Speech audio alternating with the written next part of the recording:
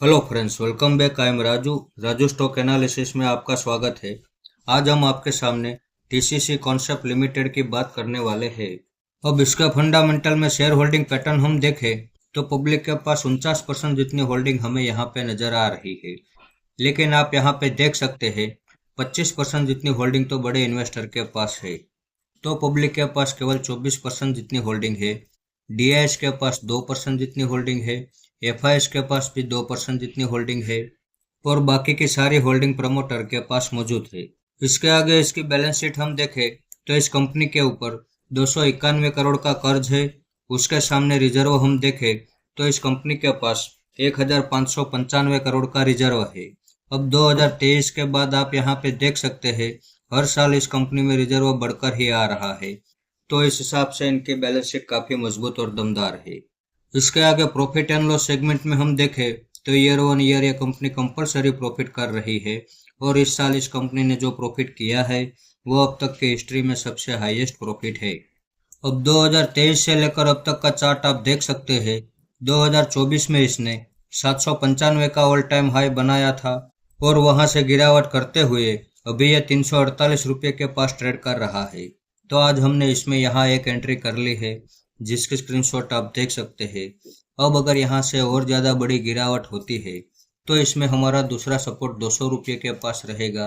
वहाँ पे हम दूसरी एवरेज करने वाले हैं। मान लो यदि वहाँ से भी और ज़्यादा बड़ी गिरावट होती है तो इसमें हमारा तीसरा सपोर्ट 100 रुपये के पास रहेगा। वहाँ पे हम तीसरी एवरेज करने वाले हैं।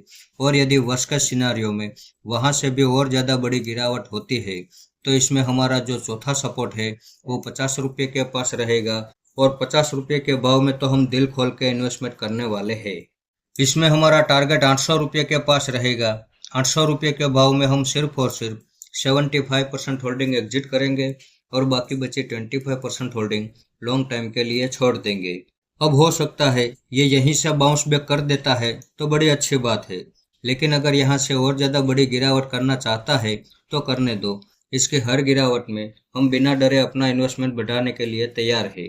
क्योंकि इसके फंडामेंटल भी अच्छे हैं, वैल्यूशन में भी अभी यह सस्ता हो चुका है। तो अब अगर यहाँ से और ज़्यादा बड़ी गिरावट होती है तो इसके वैल्यूशन काफ़ी ज़्यादा डिस्काउंट में आ जाएंगे। और डिस्काउंट वैल्यूशन वाली कंपनी अगर हमें मिल रही हो तो ये हमारे लिए गोल्डन अपॉर्चुनिटी होती है। और इस गोल्डन अपॉर्चुनिटी को हमें छोड़ना नहीं चाहिए। अब यहाँ पे आप देख सकते हैं कि 2023 में इसने 15 रुपये से जो तेजी की रैली चालू की, नॉन स्टॉप वो वन साइड 795 रुपये तक ऊपर चला गया।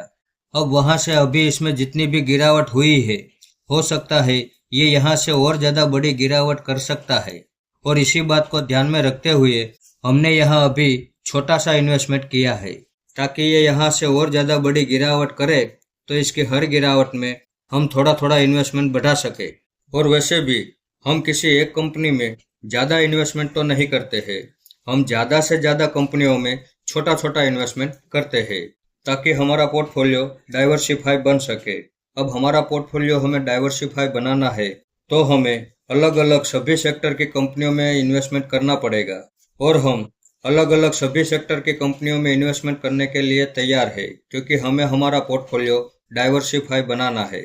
और स्टॉक मार्केट में जिसका भी पोर्टफोलियो डाइवर्सिफाई होगा उसे आगे चल के कंपाउंडिंग ग्रोथ का भी फायदा मिलने वाला है।